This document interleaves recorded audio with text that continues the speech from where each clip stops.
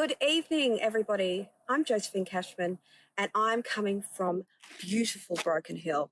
Now, thanks to Pauline Hanson, we have till the end of the month to object to the Uluru Voice. I'd appreciate your support in highlighting the risks that I'm going to raise with you tonight. Tomorrow, we are door knocking in Wilcannia, and this week, we are going to hold a community barbecue.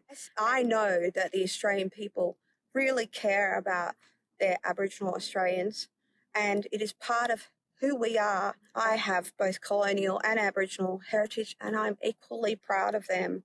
And I am proud of all the things that came from the West, including the common person having a vote, private property. The main points are between 70 to 80% of Australia's land mass by 2030 is expected to be under untransferable native title. And this means that only big business and big government can deal with it. Aboriginal people have got nothing.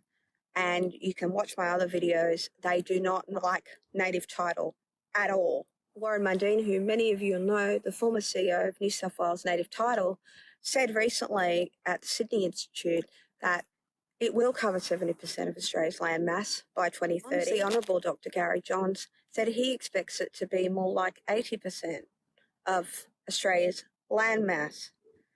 This is really a mechanism for the UN crooks to steal our land. And it's not by accident. The Native Title Act refers to the UN. It's a mechanism for the UN crooks to push to end private property for working Australians. This is extremely worrying. ANU Emeritus Professor John Altman, who is an associate of Bruce Pascoe, says native title is the utopia that they've been looking for. It's not going to be for us. And you'll see in my previous video, the most senior elder in Ceduna and Port Augusta area has actually been cut out of his own native title group, and it is being invaded by fake Aboriginals. Again, if they can fake Aboriginality, they can do anything.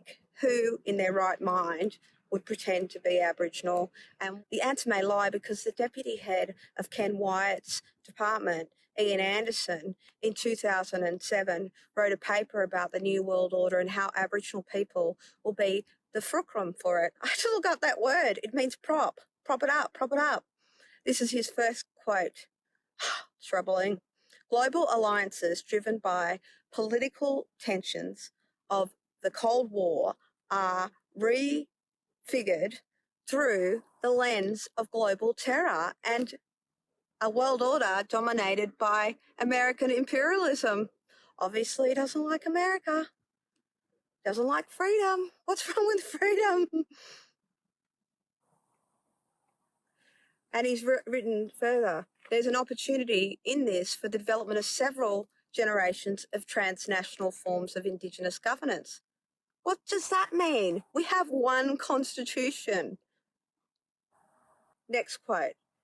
With perhaps the hegemony of the West being disrupted by the emergence of a new economic power, such as China, there will be opportunities created for new global forms of governance.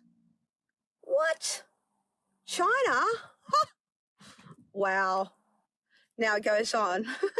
Indigenous people may, in this emerging world order, provide the necessary fulcrum on which global futures balance.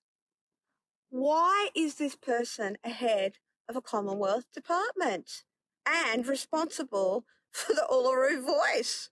What? What are we going to get split up into subsections of China?